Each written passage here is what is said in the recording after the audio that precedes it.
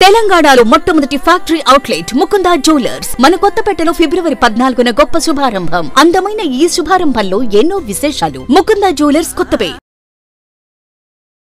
BRS ను అప్పులు 7 లక్షల కోట్లని అసెంబ్లీలో చెప్పారు. ఈ బడ్జెట్లో కూడా 60,000 దగ్గర 53,000 కోట్ల రూపాయలకు ద్రవ్యలోటు అంటే అప్పే కదా. అదిగా గత ప్రభుత్వం ఏ ఆర్థిక విధానాలను తీసుకుందో అది ఈ రాష్ట్రాన్ని అప్పుల కుప్పగా మార్చేసింది. దళిత బంధే చూపెడతాను నేను. దళిత బంధుకు 1,000 కోట్ల రూపాయలు కేటాయించాడు, కానీ ఆచరణలో అవి పొందిన వాళ్ళ సంఖ్య వేల మీద లెక్కబెట్టే సంఖ్య తప్ప వేరే ఉండదు. సంక్షేమానికి ఎక్కువ కాదు. ఇప్పుడు పాపులర్ స్కీములకే ఎక్కువ పైసలు ఖర్చు అయిపోతే మరి మిగతా దానికి ఎక్కువ చేయొచ్చు కదా అని 6 గ్యారంటీస్ నిజంగా సాధ్యమా అని చెప్తున్నారు. నేను ఒకటే ప్రశ్న అడుగుతున్నాను. వాళ్ళను తిట్టి వచ్చి మళ్ళీ మీరు అదే దారిలో పోతున్నారా? చెరువ కావాలి, ప్రజలకు ఉపయోగపడాలనే తత్వం మాదైతే ప్రజలకు దూరంగా ఉండి రాజు దైవాంశ సంభూతుడు, దేవుడు పంపిస్తే వచ్చిన వాళ్ళు కాబట్టి ప్రజలకు ఎవరికి కనిపించాల్సిన అవసరం లేదని చెప్పే ఫిలాసఫీ వాళ్ళది. కవిత మాట్లాడుతూ వీళ్ళు పేర్లు మార్చడం తప్ప ఏం లేదు అనేది. ఎప్పటికీ ప్రతి పథకం కూడా పాత సీసాల పాత సారగానే కనబడుతూ ఉన్నది.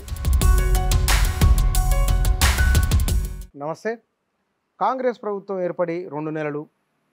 ఈ ప్రభుత్వం కొత్త బడ్జెట్ కూడా ప్రవేశపెట్టింది. ఈ 2 నెలల పరిపాలన కాలం ఎట్లా ఉన్నది? ఈ ప్రభుత్వం ఆలోచన, దీని ఆచరణ ముందు ఎట్లా ఉండబోతున్నది? ప్రజలకు ఎన్నికల ముందు ఇచ్చిన హామీలను నెరవేర్చుకునే ప్రయత్నంలో ఎంత భాగం సక్సెస్ అయ్యే అవకాశాలు కనబడుతున్నాయి? ఈ విషయాల గురించి మాట్లాడదాం. మన దగ్గర ప్రొఫెసర్ రియాజ్ గారు ఉన్నారు. సార్ నమస్కారం అండి. 2 నెలల కాంగ్రెస్ పరిపాలన ఎట్లా ఉంది? భవిష్యత్తుకు ఒక గొప్ప బాటలు వేసే దిశగా ఓనమాల నుంచి అక్షరాలుగా మారి అవి వాక్యాలుగా మారి పారాగ్రాఫుల నుంచి పుంఖాల అభివృద్ధి గ్రంథాలను రచించే కోణంలో ముందుకు సాగుతున్నట్టుగా ఉంది. పోలిక బాగుంది. చాలా అద్భుతమైన రిథమ్ రైమింగ్స్ వచ్చింది. వాస్తవంగా రాహుల్ గాంధీ గారు అంటారు, ఏమంటారంటే భారత రాజ్యాంగం భారత ప్రజలకు ఏ రాజకీయ న్యాయాన్ని, ఏ సాంఘిక న్యాయాన్ని, ఏ ఆర్థిక న్యాయాన్ని అందజేయడం తన ఆశయంగా పెట్టుకుందో అవి అందించినప్పుడు మాత్రమే ఈ దేశంలో రాజ్యాంగం వర్ధిల్లినట్టు, రాజ్యాంగం ఆచరణలో కొనసాగినట్టు. ఆ దిశగా తొలి అడుగుల్ని బుడిబుడి నడకలతోటి ఈ బడ్జెట్ నుంచే మేము ఆరంభించామని సగర్వంగా ప్రకటిస్తున్నాం. కానీ కాంగ్రెస్ పార్టీలో బీఆర్ఎస్ ను అప్పులు 7 లక్షల కోట్లని అసెంబ్లీలో చెప్పారు. ఈ బడ్జెట్లో కూడా 60,000 దగ్గర 53,000 కోట్ల రూపాయలకు ద్రవ్యలోటు అంటే అప్పే కదా. అదిగా తేవడానికే మళ్ళీ ఒక 1000, మళ్ళీ ఇది ఒక 50,000 కోట్లు ఎట్ ఏ టైం వచ్చినట్లు కదా. అంటే బుచ్చన్న గారు అంటే కొంచెం ఎకనామిక్స్లో ఫండమెంటల్ ప్రిన్సిపల్స్ మనం తీసుకున్నప్పుడు వాస్తవ రెవెన్యూకి అట్లాగే మనం ఏదైతే వ్యయం చేయడానికి మనం సిద్ధంగా ఉన్నామో దానికి మధ్య ఉండే పరిమితి ఏదైతే దాని మధ్య ఉండే అంశాలు ఏవైతే ఉన్నాయో వాటి లోటుగా చూస్తూ ఉంటాం.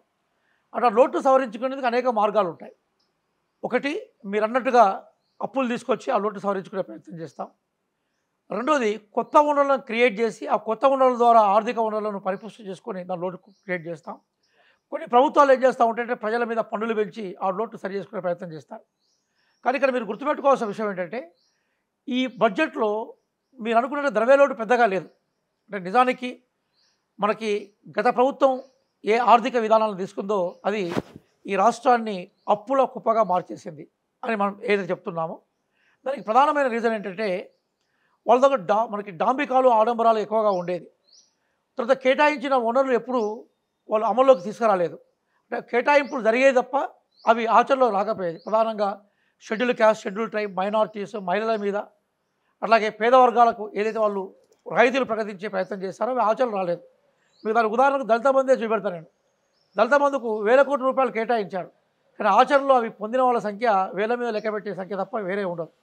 కానీ ఈసారి ఆ ప్రయత్నాలు జరగలేదు. దానికి 2 కారణాలు ఉన్నాయి. ఒకటి, రాహుల్ గాంధీ గారు పదే క్రోనీ క్యాపిటలిజానికి వ్యతిరేకంగా మాట్లాడడం, ప్రజలకి అనుకూలంగా అంటే పేద ప్రజలకు అనుకూలంగా కాంగ్రెస్ పార్టీ ఆర్థిక వరాలు ఉన్నామని దిశ నిర్దేశించడం ఒక పాయింట్ అయితే, రెండో పాయింట్ ఏంటంటే ఒక విజనరీ డెవలప్మెంట్ పట్ల రేవంత్ రెడ్డి గారికి చిత్తశుద్ధి ఉండడం.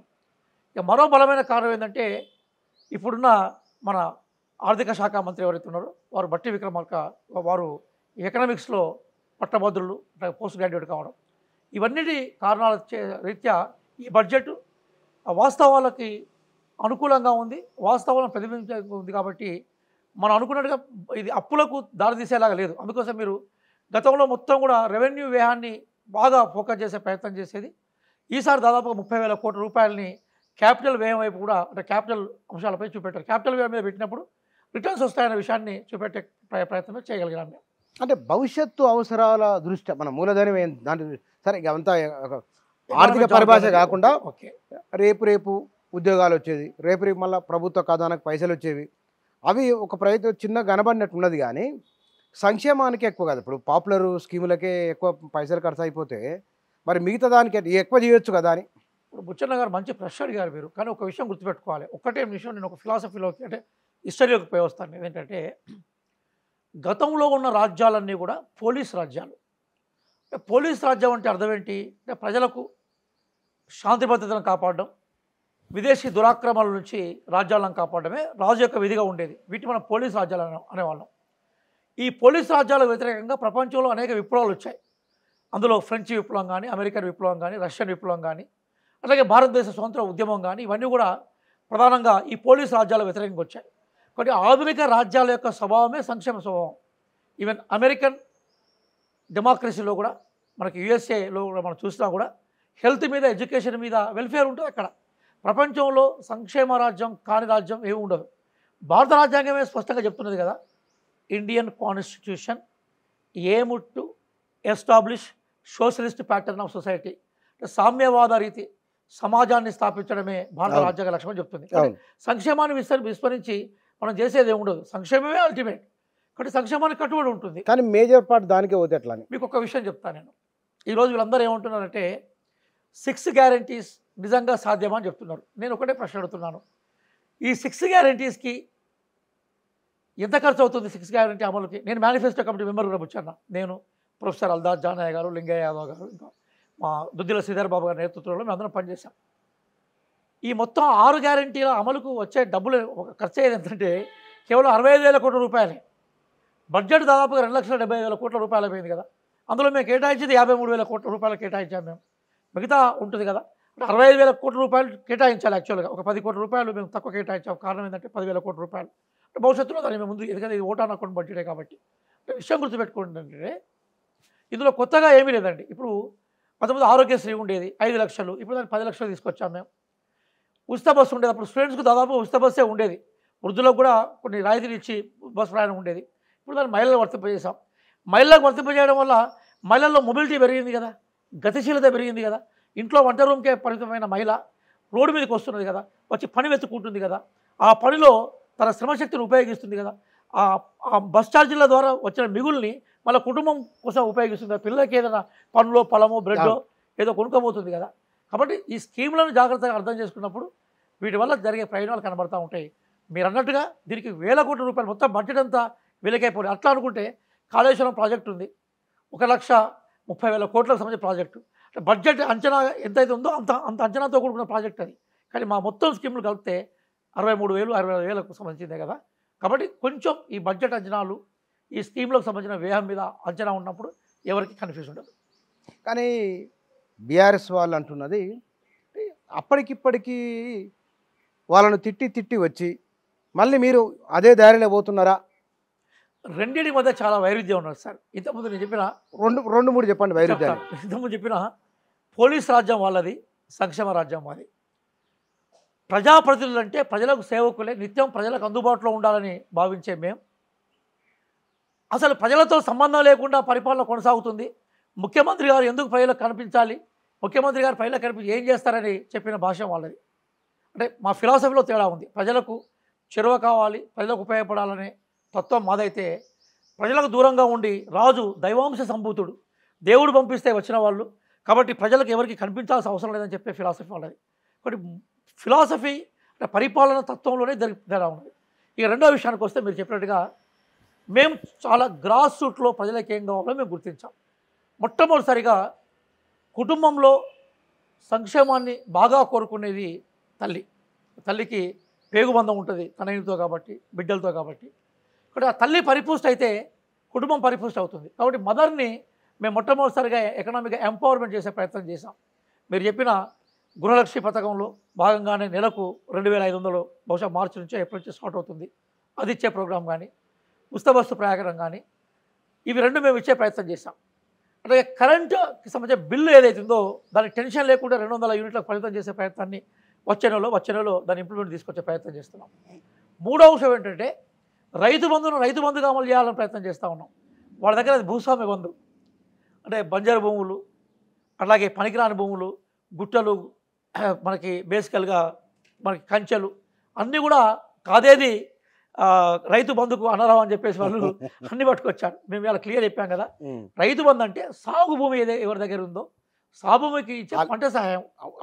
సాధ్యమేనా? అది సాధ్యమే కదా. కౌలు రైతులు ఎట్లా గుర్తు? ఇప్పుడు కౌలు రైతులకు సంబంధించి ఎక్సైజ్ చేస్తున్నాం మేము. ఇప్పుడు ఒక విషయం చెప్తాను, ఎట్లా సాధ్యమవుతుంది? ఒక్కటే విషయం చెప్తున్నాను నేను. నిజాం పరిపాలన నుంచి భారతదేశంలో మనం విలీనమైన తర్వాత మహత్తరమైన తెలంగాణ సాయుధ రైతాంగ పోరాటం కానీ, కాంగ్రెస్ తీసుకొచ్చిన జైన్ ఇండియా పోరాటం కానీ, అప్పుడు 6 సంవత్సరాలకి పైగా కంటిన్యూగా కౌలు రైతులు ఎవరుతున్నారో వాళ్ళందరికీ భూమి పట్టాలు ఇచ్చే చరిత్ర కాంగ్రెస్ది. అప్పుడు ఇంత యంత్రాంగం కూడా లేదు. అప్పుడు సాధ్యమైనప్పుడు ఇప్పుడు ఎందుకు సాధ్యం కాదనుకుంటున్నారు మీరు? అట్లాగే ఆ రోజుల్లో భూదాన ఉద్యమం జరిగినప్పుడు ఏ వాళ్ళైతే స్వచ్ఛందంగా భూమిని ఇచ్చారో ఆ భూమిలోనే ఇచ్చిన చరిత్ర కాంగ్రెస్ పార్టీ. యంత్రాంగం ఉంటుంది, చిత్తశుద్ధి ఉంటే పరిష్కారం ఉంటుంది. కానీ దీంట్లో పట్టాదారు ఉన్నప్పుడు ఈ సీజన్కు మీకు ఇచ్చిన నెక్స్ట్ సీజన్కి ఆయనకు మీ భూమిని ఇంకెవరకు ఇస్తారనుకోండి, పట్టాదారు ఒప్పుకుంటాడా? కౌలుకి ఇచ్చిన డబ్బులు బాగా చెప్పారు మీరు. ఇప్పుడు కాదు, ఒకటే విషయం మిమ్మల్ని అడుగుతున్నాను. భూమి మారవచ్చు కానీ కౌలుదారు అని ఉంటాడు కదా. ఈరోజు ఈ భూమి కౌలుదారు కావచ్చు, అని ఇంకోసారి ఇంకో భూమి కౌలుదారు కావచ్చు. జీవితమే కౌలు చేసుకుంటూ బతికే కుటుంబాలు ఉంటాయి తెలంగాణలో, మీరు బాగా గుర్తుపెట్టుకోండి. జీవితమే లక్షలు ఉన్నాయి, జీవితమే కౌలు చేసుకుంటూ బతికే కుటుంబాలు ఉంటాయి. వాటి గుర్తించడం తేలిక, వాటి గుర్తించడం అనేది ప్రాబ్లం కాదు. నేను మొన్న వెరీ రీసెంట్గా మా కోదండరెడ్డి గారితో మాట్లాడినాను. అంటే వాళ్ళంతా కలిసి ఒక టీమ్గా ఏర్పడి ఈ ధరణి ఇష్యూస్లో ఉండే ప్రాబ్లమ్స్ని వారు, సునీల్ గారు, కొంతమంది భూమి మీద బాగా అవగాహన ఉన్న మిత్రులు కలిసి ప్రయత్నం చేస్తున్నారు. కాబట్టి కౌలుదారులను గుర్తించడానికి సంబంధించిన యంత్రాంగం ఉంది. ఆ యంత్రాంగాన్ని ఎవరు విధ్వంసం చేశారంటే టీఆర్ఎస్ ఎలియాస్ బీఆర్ఎస్ విధ్వంసం చేసింది. ఒకప్పుడు మనం పటేల్ పట్వారి వ్యవస్థ ఉండేది. సరే, అది గొప్ప వ్యవస్థ అని అనట్లేదు, కానీ ఊళ్ళో ప్రభుత్వానికి సంబంధించిన రిప్రజెంటేషన్ ఉండే కదా. ఒక తహసీల్దారో ఒక గిరిదావరో వస్తే ఆయనను ఊళ్ళోకి తీసుకుపోయి కనీసం వాళ్ళు భోజనాలు పెట్టి పంపించే ఒక యంత్రాంగం ఉండేది గ్రామీణ ప్రాంతాల్లో. గవర్నమెంట్ రిప్రజెంటేటివ్ ఎవరండి? ఒకప్పుడు మన దగ్గర సలార్జంగ్ టైంలోకి నేను పోయి చెప్తున్నాను, ఒకప్పుడు దళారీ వ్యవస్థ ఉండేది, దాన్ని సర్బస్తీ వ్యవస్థ అనేవాళ్ళం మనం. దళారులు ఉండేది, ఆ దళాలను మొత్తం తీసిపారేసి జిల్లా మంది వ్యవస్థ తీసుకొచ్చారు. అప్పుడే మనకు తాలూకుదారు సిస్టము, తహసీల్దార్ సిస్టము, కలెక్టర్ సిస్టమ్ వచ్చింది. ఆ సిస్టాన్ని ఎన్టీ రామారావు రద్దు చేశారు. చేసిన గవర్నమెంట్ ఎంప్లాయీస్ పెట్టారు, కాదనట్లేదు మనం. కానీ ఆ గ్రామీణ ప్రాంతానికి, అంటే గ్రామం అనేది పట్టుకోమ కదా గాంధీ చెప్పినట్టుగా, ఆ గ్రామానికి ప్రభుత్వానికి మధ్య ఉండే అనుసంధానాన్ని మొత్తం ధ్వంసం చేసి పడేశారు వీళ్ళు. దాన్ని మనం పునర్నిర్మించే ప్రయత్నం చేస్తున్నాం. కాబట్టి మళ్ళీ విఆర్ఓ వ్యవస్థ లాంటి వ్యవస్థను, విఆర్ఓని యాక్సెస్ కాకుండా అట్లాంటి వ్యవస్థను మేము పునరుద్ధరించే ప్రయత్నం చేస్తాం. రెవెన్యూ డిపార్ట్మెంట్లో గ్రామ స్థాయి నుంచే లంచాలు ఉన్నాయి, రైతులను పీడిస్తున్నారు, వేధిస్తున్నారు. అది ఉండకూడదని ఈ మార్పు చేసిన గతంలో అసెంబ్లీలో గవర్నమెంట్ చెప్పింది. మిమ్మల్ని అడుగుతున్నాను బుచ్చన్న గారు, జ్వరం వచ్చిందని చెప్పేసి పేషెంట్ని చంపేస్తామంటే మనం రోగాన్ని చంపాలి, రోగాన్ని తీసేసే ప్రయత్నం చేయాలి. కానీ గ్రామీణ ప్రాంతంలో అవినీతి ఉంది, నేను కాదనట్లేదు, కొంత అక్రమాలు జరిగాయి, కాదనట్లేదు. కానీ దాన్ని సరిచేయాల్సిన పని అవసరం ఎవరికి ఉంటుంది? ప్రభుత్వానికి ఉంటుంది కదా. వాళ్ళకున్న రోగాన్ని న్యాయం చేసే బదులు పేషెంట్ చంపేసే ప్రయత్నం చేసినారు, దాన్ని మనం వ్యతిరేకించాలి. కాబట్టి గ్రామీణ ప్రాంతంలో ప్రభుత్వానికి ప్రతినిధిగా కనిపించే వ్యవస్థ ఉండాలి. ఆ వ్యవస్థ ప్రక్షాళన జరగాలి, అవినీతి తావు లేకుండా ఉండాలి. ఆ ప్రయత్నాన్ని మేము ఈరోజు ఆచరణలో తీసుకొచ్చే ప్రయత్నంలో మేము ఉన్నాం. ఈ రెవెన్యూ వ్యవస్థ పునర్వ్యవస్థీకరణ విఆర్ఏల అనేది ఇంకో 2 నెలలు 3 నెలలు పట్టొచ్చా?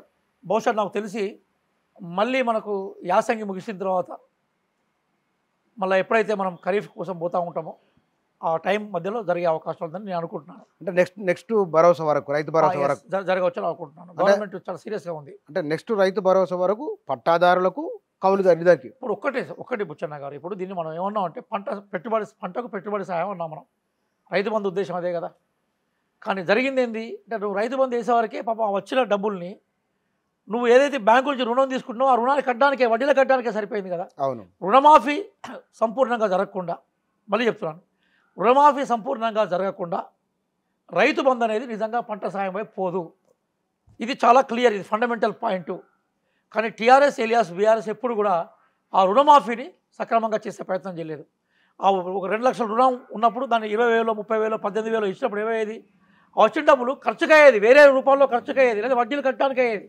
మళ్ళీ రుణమే ఉండేది, రైతు మాఫీ సహాయం ఏది రైతు బంధు సహాయం అనో ఉపయోగపడేది. అంటే కొంచెం ఇవన్నీ కూడా కామన్ ఎకనామిక్సే. ఇవి నేనేమి చెప్తున్నది నేను అధ్యయనం చేసింది కాదు. మా ఊళ్ళోకి పోతే మా ఊళ్ళో ఉండే రైతులు, నేను గ్రామీణ ప్రాంతం నుంచి వచ్చినామండి. నేను మా తాత సేద్యం చేసేవాడు, మా నాన్న టీచర్గా ఉండేది. రైతులు అంటే వాళ్ళే పరిష్కారం చెప్తుంటారు. ఇప్పుడు సమస్య ఎవరికి ఉన్నదో, ఇప్పుడు పుండు ఎక్కడ ఉంటే మందు అక్కడ పెట్టాలి. అవును. వీళ్ళు ఎప్పుడు టీఆర్ఎస్ ఎలియాస్ బీఆర్ఎస్ ఆ ప్రయత్నం చేసిందా? కానీ దీంట్లో రైతు భరోసా ఇచ్చేటప్పుడు భూమి హక్కుదారుకు కౌలుదారుకి ఇద్దరికి ఇస్తారా, ఒకరికేనా? దాన్ని చెక్ చేస్తున్నాం సార్, దాన్ని చెక్ చేస్తున్నాం. ఎందుకంటే ఇప్పుడు ఇమీడియట్గా మీరు కౌలుదారికే కనుక ఇస్తే పట్టదారు మీకు దూరం అవుతారు. ఇప్పుడు 2-3 విషయాలు ఉంటాయండి. ఇప్పుడు మన దగ్గర రకరకాల రైతు వ్యవస్థలు ఉంటాయి. అంటే సంపూర్ణ భూస్వామి ఉంటాడు, అంటే అతను అసలు పొలంలోకే పోడు, పొలం గట్లు కూడా తెలియదు. నిజంగా 6 కాలం కష్టం చేసి రైతు ఉంటాడు, ఆయన ఎక్కడికి పోడు, ఆయన భూమి దున్నుకోవడానికి అయిపోతూ ఉంటుంది. ఇంకొక రైతు ఉంటాడు, చాలా చిన్నగా రైతు ఉంటాడు, ఆయన తన సేద్యాన్ని చేసుకుంటూ ఉంటాడు, తన మిగిలిన టైంలో కౌలు తీసుకుని భూమిని చేస్తూ ఉంటాడు. పూర్తిగా కౌలుదారులే ఉంటారు. అలా కూడా వ్యవసాయంతో, అంటే భూమితో దున్నడం కానీ భూమి యాజమాన్యంతో మనకి సంబంధం లేకుండా సంపూర్ణ కూలీలు ఉంటారు, కంప్లీట్గా కూలీలు ఉంటారు, రైతు కూలీలు ఉంటారు, కూలీలు ఉంటారు. కాబట్టి ఇవన్నీ వ్యవస్థ మీద సమగ్రమైన అధ్యయనం చేసి అందరికీ న్యాయం చేకూరే విధంగానే, అంటే అందరికంటే ఇప్పుడు ఒకటి జరుగుతుంది. 69 లక్షల రైతు కుటుంబాలు అంటే బ్యాంక్ అకౌంట్లో ఉన్నాయి, ఎవరు రైతు బంధు తీసుకునే వాళ్ళు. కొంచెం ఎటమటం అయినా దాంట్లో సగం మందికి వ్యతిరేకం అవుతారు. ఎటమటం ఇద్దరు మీరు ఎందుకు కొట్టుకుంటాను, అందుకోసం చాలా క్లియర్ చెప్పాను కదా. అదే దాని మీద పరిశీలన లేకుండా, నేను అదే అంటున్నా, అన్వేషణ లేకుండా జరగదు. అందుకోసం ఇప్పుడు మొట్టమొదటిసారి మేము వచ్చుడే 3వ రోజే కదా, ఇప్పుడు వారు పవర్లోకి రాగానే వెంటనే ధరణి మీదే కదా సమీక్ష చేసి ఎక్స్పర్ట్స్ తోటి కమిటీ వేశారు కదా. ఆ కమిటీ ధరణిలో లోపాలు మాత్రమే కాదు, రైతు బంధు అనేది నిజంగా ఎప్పుడు సాఫల్యం అవుతుంది, ఎవరెవరికి ఇవ్వాలి దాని మీద కూడా విధానాలు నిర్ణయిస్తుంది. అలా వేసిన వాళ్ళందరూ రైతులు లేదా రైతు సమస్యల మీద సమగ్రమైన అవగాహన ఉన్నవాళ్ళే. కాబట్టి మేము ఎవరికి చెందాలో, న్యాయం అంటే ఏంటి, మనకు జస్టిస్ అనే పదం ఉంటుంది, మనకు అది డిక్షనరీ మీనింగ్ చూస్తే ఏం కనబడుతుంది అంటే ఎవరికి చెందాల్సింది వారికి చెందడమే న్యాయం. ఆ ప్రయత్నం మేము చేస్తాం, ఆ ప్రయత్నంలోకి మేము వెళ్తాం. కానీ ఇక్కడ బడ్జెట్ సందర్భంగానే ఒక డైలాగు, అంటే ఒక విమర్శ లేదా ఒక ఆరోపణ అనుకోండి, కవిత మాట్లాడుతూ వీళ్ళు పేర్లు మార్చడం తప్ప ఏం లేదు అనేది. ఎప్పటికీ ప్రతి పథకం కూడా పాత సీసాలో పాత సారగానే కనబడుతూ ఉన్నది, కానీ ఉద్దేశం మారిందనే విషయం గుర్తుపెట్టుకోండి. నేను అభినందన విషయం ఏంటంటే, బట్టి విక్రమార్క గారు ఒక సోషల్ సైన్స్ విద్యార్థిగా, ఎకనామిక్స్ విద్యార్థిగా అద్భుతమైన కోర్స్ తోటి, ప్రపంచంలో పేరెన్నికల కోర్స్ తోటి ఆయన ప్రసంగాన్ని మొదలుపెట్టాడు. ఆ జనాలు మీరు ఎప్పుడైనా మీరు గుర్తుపెట్టుకోండి, బుచ్చన్న గారు, మీరు కూడా చాలా సీనియర్ జర్నలిస్ట్, కానీ బడ్జెట్ను మనం వేస్తున్నప్పుడు బిగినింగ్లో చాలామంది ఆశగా టీవీల దగ్గర కూర్చుంటారు, కానీ మెరుగులుగా మాయమైపోతూ ఉంటారు. ఎందుకోసం అంటే జార్గాన్ అర్థం కాదు చాలామందికి. బడ్జెట్లో ఉండే పదాలు కొంచెం ఎకనామిక్స్, అది శాస్త్ర సంబంధమైన అంశాలు కాబట్టి అర్థం కావు.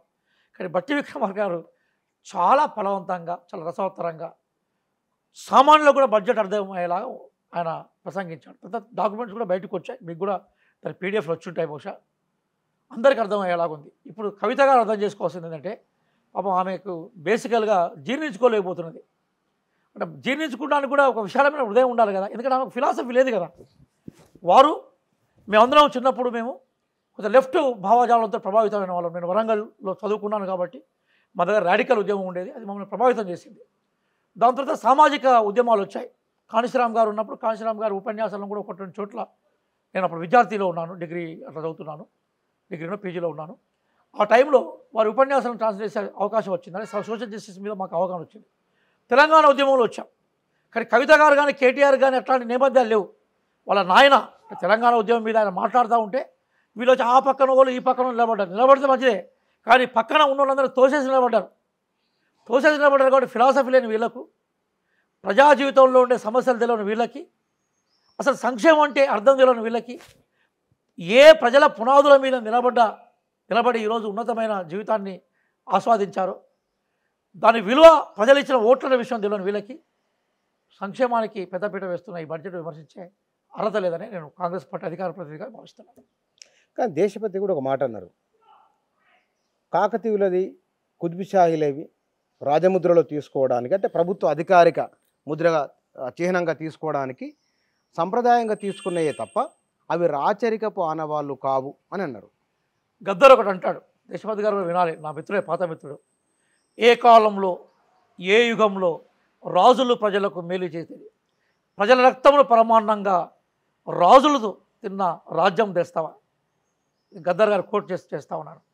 కోసం రాజరికం సంబంధించిన గొప్పతనాన్ని మనం గుర్తిస్తాం, ఆస్వాదిస్తాం. కానీ రాజరికం కన్నా ప్రజాస్వామ్యం గొప్పది మై డియర్ దేశపతి.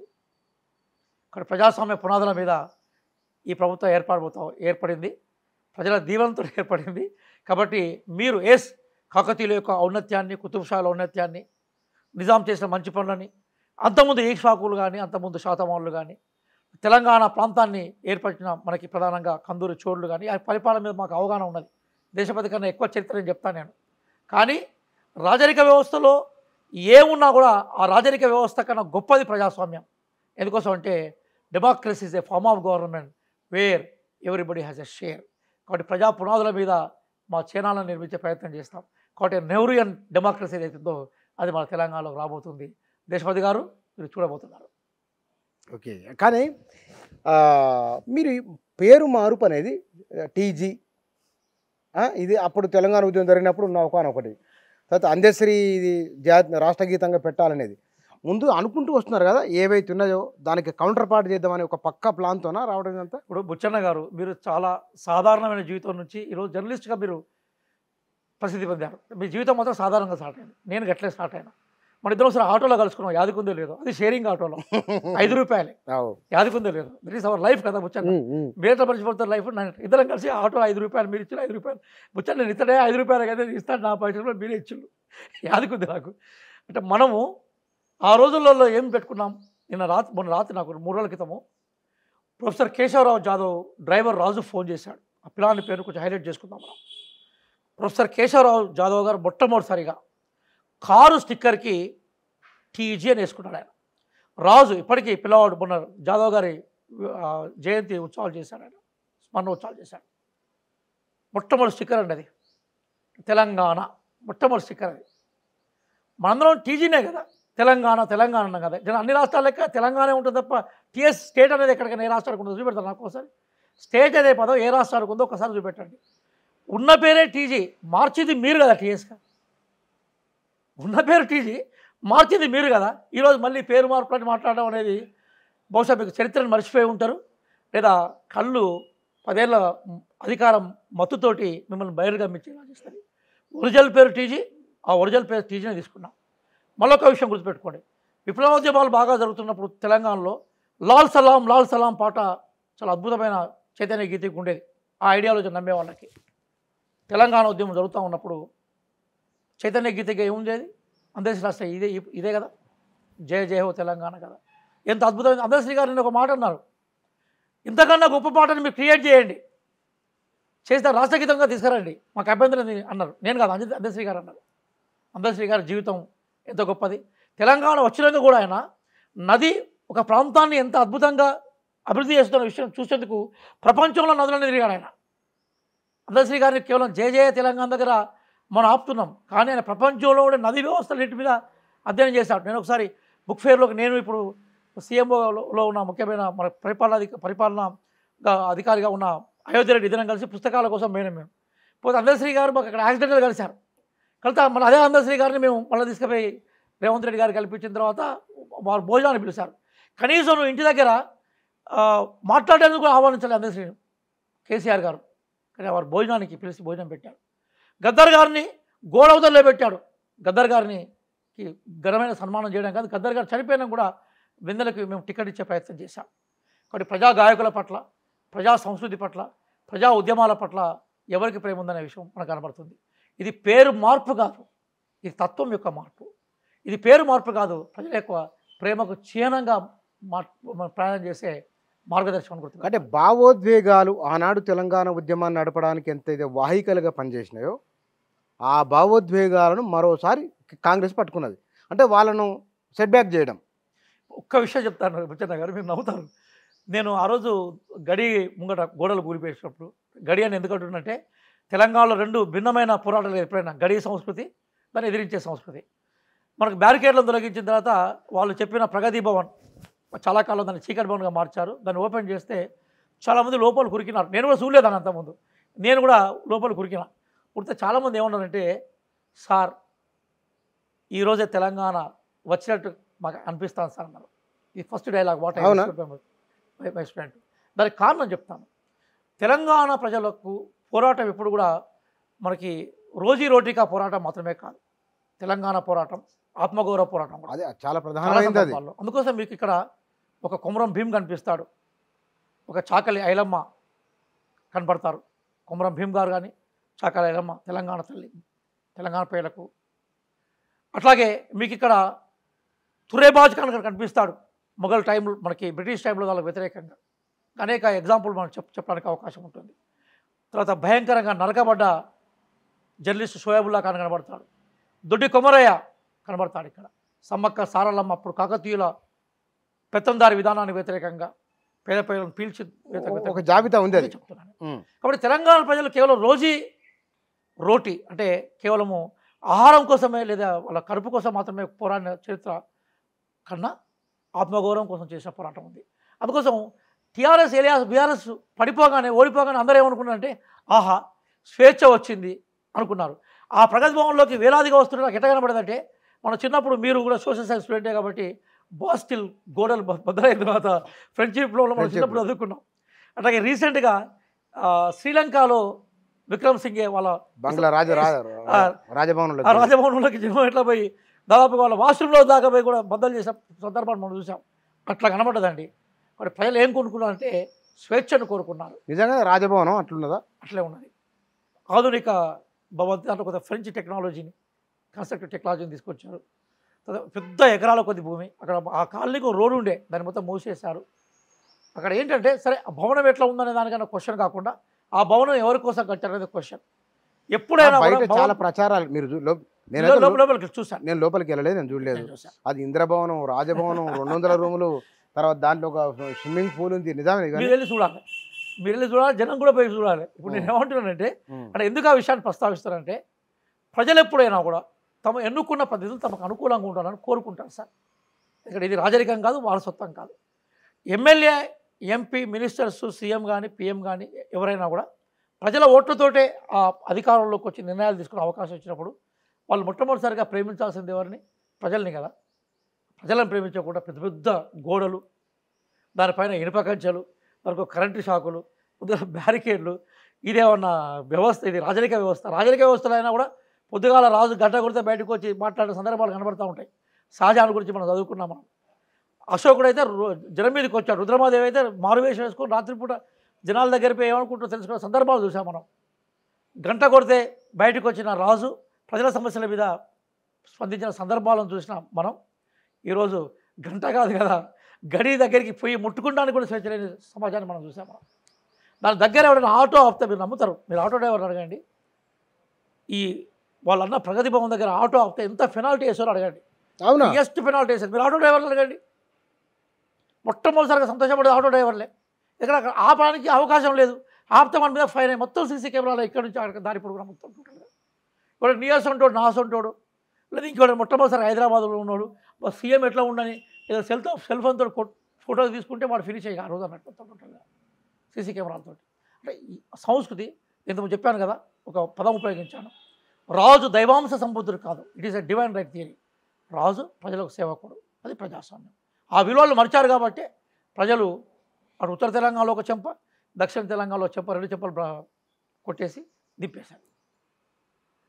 కానీ రేవంత్ రెడ్డి ఉండరు, ఆయన వాళ్ళంతా ఐక్యత లేదు వాళ్ళ దగ్గర, ఊళ్ళో కొట్టుకుంటారు, ఆగమైపోతారు అనేది ఒక చర్చ అయితే ఉంది. ఒక విషయం చెప్పినా సార్, ఒక విషయం చెప్పినా, మాది కుటుంబం సార్.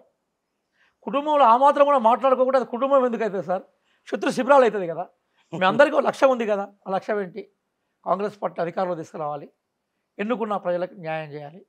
రాహుల్ గాంధీ గారు ఏ స్ఫూర్తితోటి కన్యాకుమారి నుంచి కాశ్మీర్ వరకు, ఈరోజు తారెడార్ నుంచి ఐజ్వాల్ నుంచి తారెడార్ వరకు నడుచుకుంటూ పోతూ ఉన్నారు. ఆ ఆశయాన్ని సుసంపన్నం చేసుకోవాలనుకున్నారు. ఎంత ఐక్యత ఉంది కాంగ్రెస్ సభ్యుల మధ్య. మీకు ఎక్కడ కనబడదా సార్? మీరు ఒకసారి మీరు సెక్రటరీ రండి, ఆడ మా మంత్రుల మధ్య పోటీ ఉంటుంది. ఏం పోటీ ఉంటుందంటే ఎక్కువ మందిని ఎవరు కలవగలుగుతారు, ఎక్కువ సమస్యలు ఎవరు పరిష్కరించగలుగుతారు అనేది అవునా? ఒక అద్భుతమైన అడ్మినిస్ట్రేటివ్ కాంపిటీషన్ ఈరోజు కాంగ్రెస్లో ఉన్నది. వీఆర్ ఫీలింగ్ మచ్ హ్యాపీ, చాలా హ్యాపీగా ఉన్నాం. తర్వాత మీరు బట్టి విక్రమార్క గారు బడ్జెట్ ప్రవేశపెడుతున్నప్పుడు రేవంత్ రెడ్డి గారు స్ఫూర్తిని ఎంత అద్భుతంగా చెప్పారో చూసారు కదా. బట్టి గారికి సంబంధించిన బడ్జెట్ మీద ఎంత అద్భుతంగా రేవంత్ రెడ్డి గారు కితాబ్ ఇచ్చారో మీరు చూసారు కదా. రేవంత్ రెడ్డి గారు ఇప్పుడు మాట్లాడుతున్నప్పుడు మంత్రుల పేర్లను ఎన్నిసార్లు ఉటంకిస్తారో మీరు చూస్తున్నారు కదా. ఎప్పుడైనా కేసీఆర్ మంత్రుల పేర్లను తీసుకొని మాట్లాడగా మీరు చూసిందా? నెంబర్ 1. హోం మంత్రిని మా తమ్ముడు రాజేందర్ సన్నడు గారు సన్నబియ్యం అన్నాడు. ఒక్కసారి అయి ఉంటుంది అది. ఇంకొక విషయం చెప్తాను. హోం మంత్రిని 6 గంటలు 7 గంటలు గడిముంగడ నిలబెట్టే చరిత్ర వాళ్ళది. మంత్రుల ఇళ్లలోకి పోయి కూర్చొని ఛాయ్ తాగి విషయాలను చర్చించే స్వభావం రేవంత్ గారిది. రెండు మధ్య పోలికే లేదు. రేవంత్ రెడ్డి గారు ఎక్కడ, వీళ్ళు ఎక్కడ మనం గుర్తించాలి. అంటే బాగానే ఉన్నారు, గొడవలు ఏం లేవు. అద్భుతమైన ఐక్యత ఉంది. నేను చెప్పాను కదా, మేము అందరం కాంగ్రెస్ వాళ్ళం. మేము ఇంట్లో కూడా మాట్లాడుకోవద్దంటే మేము ఏమవుతాం మేము అంటే జనరల్ కాంగ్రెస్కున్న అలవాటు అయితే కొట్టుకోవడం కదా సార్. ఒక్క విషయం కుట్రలు చేసుకోవడం అని అని వీళ్ళు చెప్తున్నారు. అట్లా వాళ్ళు చెప్తున్నారు. వాళ్ళ మరి నేను నోరిపితే చాలా బయటకు వస్తాయి అన్నట్టు. హరీష్ రావు కేటీఆర్ మధ్య విభేదాలు లేవా? కవితకి ఇప్పుడు రాహుల్ గాంధీ గారు ప్రియాంక గాంధీ మధ్య ఉండే అన్నా చెల్లెల అనుబంధం అనేది మొత్తం ప్రపంచానికి ఆదర్శం. ఒక తల్లికి తనయులకు మధ్య ఉండే అనుబంధం అనేది మనం నేర్చుకోవాలి. రేవంత్ రెడ్డి గారు కూడా క్లియర్గా ఉన్నారంటే అక్కడ మొట్టమొదటి ఇంటర్వ్యూలో నా కుటుంబ సభ్యుల ఇంటర్ఫీరెన్స్ ఉండదు, మీరు దయచేసి వాళ్ళ దగ్గర వాళ్ళు ఇబ్బంది పెట్టకుండా కూడా చెప్పినాడు కదా. అదే ఆయన ఔన్నత్యం. అది ఇప్పుడు కాంగ్రెస్ పార్టీ ఈరోజు చాలా ఐక్యంగా ఉంది, భవిష్యత్తులో ఉంటుంది, ఇంకెప్పటికైనా ఇట్లా ఉంటుంది. ఎందుకంటే మీ అందరిది ఒకటే పార్టీ కదా, భిన్నమైన ఐడియాలజీలు వేరు పార్టీలో ఉంటాం కదా. కాంగ్రెస్ పార్టీ గెలుస్తుందని, మంత్రి పదవులు వస్తాయని, కానువాయి ఉంటుందని ఊహకు అందనిది. ఇప్పుడు కాంగ్రెస్ వాళ్ళు కనీసం నెల ఇప్పటికీ వాళ్ళు లేరు. ఇంకా నిజమే అప్పుడు ఇట్లా చప్పట్లు చూసుకునే పరిస్థితి అని మీరు అనుకుంటున్నారు. కానీ యాక్చువల్గా ఏంటంటే బుచ్చన్న గారు, నేను అగ్రి కాదట్లేదు. ఎందుకోసం అంటే 10 ఏళ్లలో అంటే ఒక వాతావరణం క్రియేట్ చేస్తారు. మామూలు వైసా బన్గయ అంటే అసలు టీఆర్ఎస్ అంటే అసలు కేసీఆర్ ఓడిపోతాడా? అప్పుడు అనుకుంటాం కదా, కేసీఆర్ ఓడిపోతాడా? అసలు కేసీఆర్ని ఓడించే వాళ్ళు ఉంటారా? అప్పుడు సెంచరీ కొడతారని చెప్పిన క్రికెట్ బ్యాట్స్మెన్ ఒకసారి డక్అవుట్ అయ్యే అవకాశాలు ఉంటాయి. కానీ నేను ఎక్కడ గమనించానంటే నిరంతరం విద్యార్థుల మధ్య ఉంటాయండి. విద్యార్థుల సమస్య మీద పోరాటం చేసినప్పుడు కేసులు పెట్టారు, మీకు ఆ విషయం తెలుసు. ఎత్తుకపోయినారు పోలీసులు, కిడ్నాప్ చేశారు. 90 నియోజకవర్గాల్లో 2 బస్సులు నడిపాను నేను, ఒక ఉత్తర తెలంగాణకు దక్షిణ తెలంగాణకు. అలా ఉండే వాళ్ళు కూడా మంచి పిల్లలు, అద్భుతమైన నైపుణ్యాలతోటి ఓటర్ల పైన యూత్ని కలిశానండి. దాదాపు నాకు తెలుసు 60,000 మంది యూత్ని కలిసి ఉంటే నేను ఒక 30 లక్షల మందికి మెసేజ్ పంపించున్నాను 20,000 మధ్య. ఆ కృషిలో నాకు అర్థమైంది ఏంటంటే youth are totally with Congress party. అంటే వాళ్ళు బీఆర్ఎస్లో ఓడించాలనుకున్నారు. నిజంగా చెప్పాలనుకుంటే ఇది బీఆర్ఎస్ ఓటమి. అప్పుడు నేను వాళ్ళ మధ్య ఉన్నప్పుడు నాకు అర్థమైంది మేము గెలవబోతున్నామని. మీకు ఆశ్చర్యం విషయం, మీకు నేను నిజంగా సదా కృతజ్ఞుడిని. ఎందుకోసం అంటే రేవంత్ రెడ్డి గారు ప్రతి ఉపన్యాసంలో కూడా మా గెలుపు ఎవరికైనా నిరుద్యోగులు ఉన్నారు. నేను మా డిప్యూటీ సీఎం బట్టి గారు కూడా మాట్లాడుతూ నిరుద్యోగుల ఆశీస్సులు అంటే వాళ్ళు మా మీద పెట్టిన నమ్మకంతో మేము గెలిచామని చెప్పారు. ఎమ్మెల్యేలు అదే చెప్తున్నారు. అంటే ఇప్పుడు మన దగ్గర ఎట్లుంటుంది, ఓటేసేదాకా మనకు గెలిచే మనకి ఓడెక్కదాకా ఓడరామన్నా, ఓడ దిగినాక బోడరామన్నా. కానీ అట్లా లేదు కాంగ్రెస్ పార్టీ. ఎవరు గెలిచారో వాళ్ళ పట్ల కృతజ్ఞత ఉంది. ప్రధానంగా నిరుద్యోగ ఉద్యమానికి నాయకత్వం వహించాను. ఇప్పటికే నా ఫోన్లో దాదాపుగా ఒక మెసేజ్ పెడితే 60,000 మందికి పోతుంది. ఒక 60-70 గ్రూప్స్ ఉంటాయి, 1000-1500 మందితోటి. ఇప్పటికే ప్రభుత్వ కృతజ్ఞత ఉంది కాబట్టి నిరుద్యోగులకు సంబంధించిన స్కీమ్స్ మేము ఫోకస్ చేస్తున్నాం. ఈ ఉద్యోగాల భర్తీ జాబ్ క్యాలెండర్ ప్రకారం పోతుంది పక్క. ఎస్, నేను ప్రధానంగా అల్దార్ జానయ్య గారు లాస్ట్ మూమెంట్లో ఉద్యోగాల భర్తీ ఇస్తామని మేనిఫెస్టోలో చెప్పినాక మరి దీనికి గ్యారంటీ ఏందని అందులో ఆయన అడిగారు వార్ రూమ్లో. పాపం మేము కూర్చొని ప్రధానంగా జానయ్య గారు పెద్ద ఆయన మేనిఫెస్టోలో శ్రీధర్ బాబు గారి యొక్క అనుమతితోటి మేము పెట్టాం. అంటే ఒక్కొక్క ఎగ్జామ్ మధ్య 2 నెలలు పెట్టుకుంటూ వచ్చాం, ఒక్కొక్క నోటిఫికేషన్ మధ్య పిల్లల మీద ఒత్తిడి తీసుకురాకుండా దాదాపు జరుగుతుంది. అయితే జరిగింది ఏంటంటే February 1st యాక్చువల్గా గ్రూప్ 1 మేము ఇవ్వాలి. కానీ మొన్నటిదాకా దాంట్లో కొత్త వివాదము, రాజీనామాలు, ఆమోదం ఇవన్నీ ఉండే. రెండోది కొన్ని కొత్తగా ఉద్యోగాలు యాడ్ చేయాలనుకున్నాం మేము. ఇక్కడ పాత నోటిఫికేషన్ తేడా ఉండాలి కాబట్టి ఒక్క గ్రూప్ 1 నోటిఫికేషన్ మాత్రమే మేము అనుకున్న దానికన్నా 15 రోజులు 20 రోజులు లేట్గా వస్తుంది. ఫస్ట్కి రావాలి February 1st. బహుశా ఈ 1 వీక్లో వస్తుంది అనుకుంటున్నాను. డిఎస్సి కూడా ఫిబ్రవరిలో ఇస్తాం అనుకున్నాను, ఎందుకంటే జూన్లో టీచర్స్ పోవాలి. ఈ 2 నోటిఫికేషన్ మేము ఇస్తాం. మిగతా నోటిఫికేషన్ ఏప్రిల్ నుంచి స్టార్ట్ అవుతాయి ఎలక్షన్స్ తర్వాత. మేము దాన్ని కట్టుబడినా నాలాంటోడు మీరు ప్రతిరోజు నేను పొద్దుగా సెక్రటరీ పోయి నేను విద్యాధికారులను కలుస్తాను. మొన్న రీసెంట్గా సీఎం గారికి ప్రధాన సలహాదారులుగా ఉన్న నేను వేం నరేందర్ రెడ్డి గారితో కూడా మొన్న కూర్చొని ఆయన మాకు ఒక 20 నిమిషాల దాకా టైం ఇచ్చాడు. చాలా ఇంపార్టెంట్ చెప్పాను. వారు ఇమీడియట్గా సీఎం గారిని కలిశారు. ఇక్కడ మన వాస్తవాలు చెప్పాలి.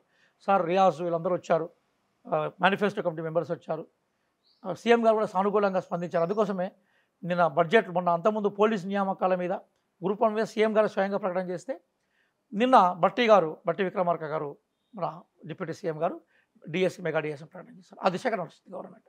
అంటే ప్రధానంగా అధికారులు కూడా విడివిడిగా కలివిడిగా గందరగోళం లేకుండా సమైక్యంగా ఐక్యంగా నడుస్తుంది.